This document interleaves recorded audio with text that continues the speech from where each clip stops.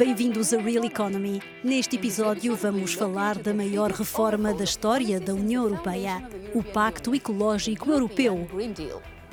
Todas as dimensões da economia vão ser avaliadas à luz da emergência climática. Por exemplo, a partir de 2021, pelo menos 40% do orçamento da política agrícola comum deverá ser dedicado ao combate às alterações climáticas.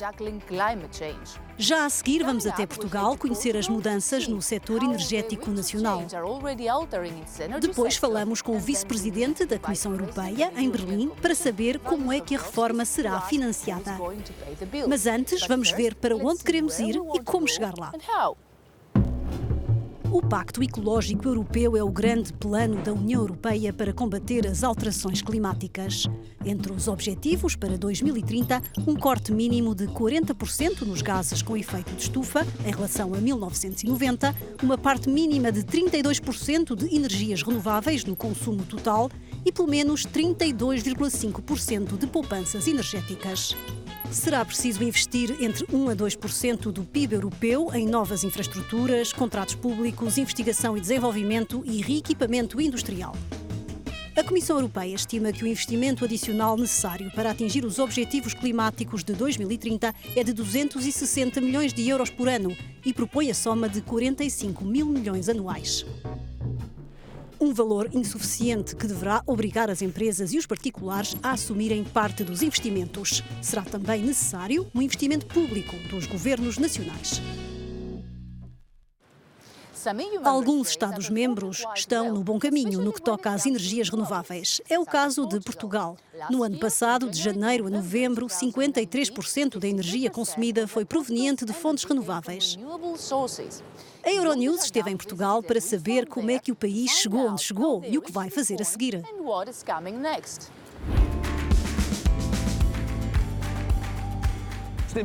Hoje não se nota, mas em Portugal há 300 dias de sol por ano. O sol e o vento forte do Atlântico oferecem ao país uma enorme vantagem em termos de energias renováveis.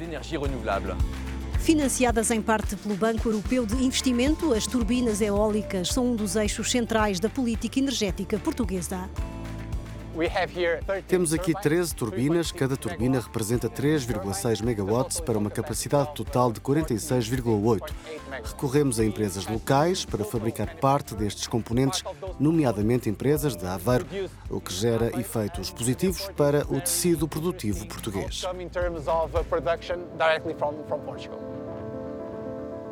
Portugal espera atingir a neutralidade carbónica em 2050 e comprometeu-se a fechar as duas centrais de produção de eletricidade a partir do carvão em 2021 e 2023.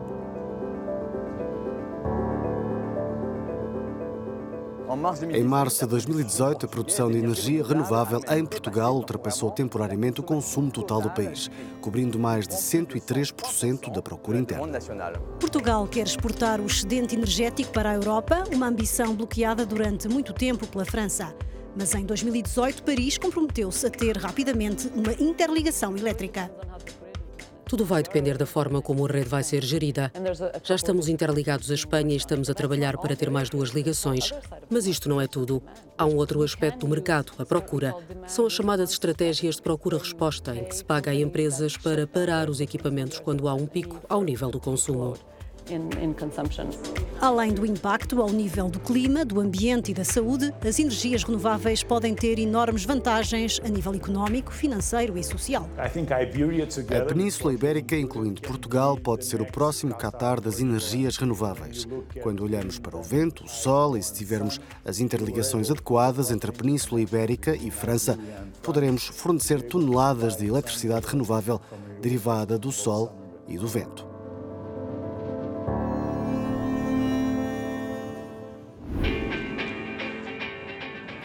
Outra das grandes questões é saber quem vai financiar o Pacto Ecológico Europeu.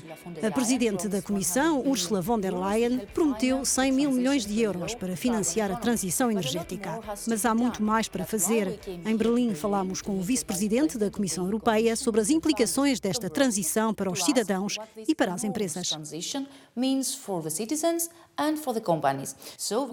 Vimos que Portugal, por exemplo, tem feito muito em prol da transição para uma economia mais mais sustentável, principalmente no domínio das energias renováveis. Se os Estados-membros podem agir sozinhos, quais são as vantagens do Pacto Ecológico Europeu?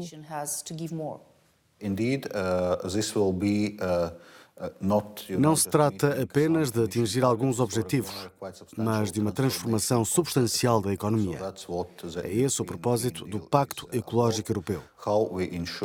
Queremos encontrar formas de realizar essa transformação para passar a uma economia neutra em carbono, de uma maneira que seja socialmente aceitável e que preserve o nosso modelo de economia social de mercado.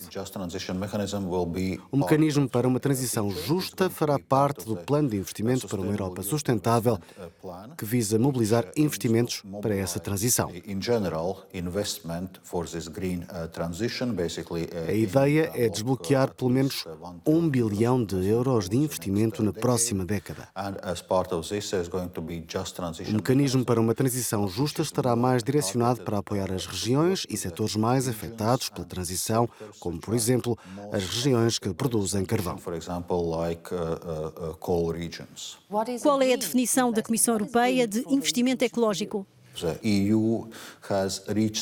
A União Europeia chegou a acordo sobre o sistema de classificação, uma lista das atividades económicas sustentáveis e ecológicas. Basicamente, há 6 categorias ambientais, a começar pelo combate às alterações climáticas, a adaptação climática, a biodiversidade, a economia circular, a gestão de resíduos, os ecossistemas marinhos, etc. São atividades que nos vão ajudar a fazer a transição da situação atual para uma economia neutra em carbono.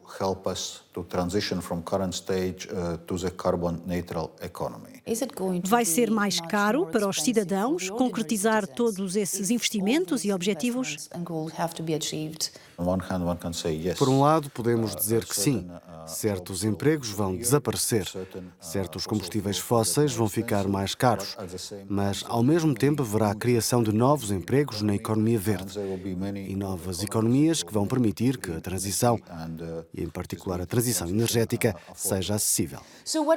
O importante é captar investimento público e privado nos próximos anos para que o Pacto Ecológico Europeu contribua para a prosperidade de todos.